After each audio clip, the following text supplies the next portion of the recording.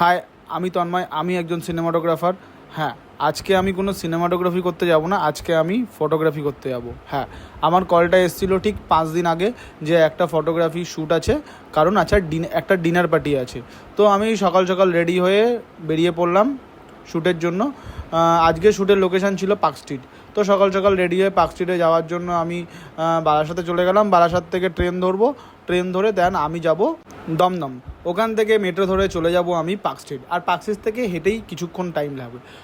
আমি একটু তাড়াতাড়ি করে যাচ্ছিলাম, কারণ হচ্ছে ট্রেনটা নাহলে মিস হয়ে যাবে। হ্যাঁ, একটা বনগা লোকাল আসছে, এই বনগা লোকালটায় উঠতে হবে, উঠতে পারলে আমি পারফেক্ট টাইমে দমদম পৌঁছতে পারবো। তাই জন্য আমি দৌড়ে দৌড়ে যাচ্ছিলাম।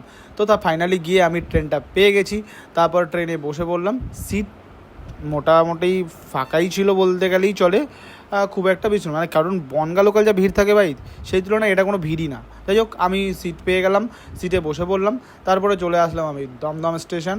আর আজকের ওয়েদারটা দেখতে পাচ্ছ ভাই, মেঘলা করেছে, বৃষ্টি হবেই, কারণ এই কদিন কন্টিনিউ বৃষ্টি হয়ে যাচ্ছে।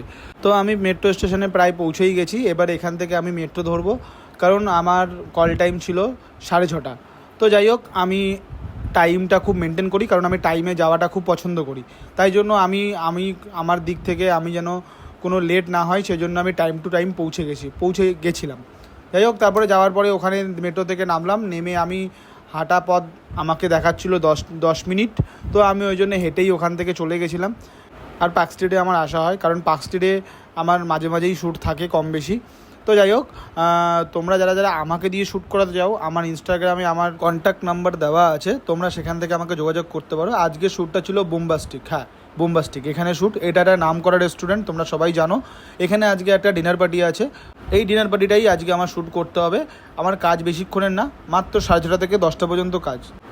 তারপর কি, তারপর বাড়ি চলে যাব। যাই হোক, অ্যাম্বিয়েন্সটা ছিল খুবই দুর্দান্ত, দারুণ অ্যাম্বিয়েন্স। আমি এক এক করে সব আমার শ্যুটগুলো নিয়ে নিচ্ছিলাম।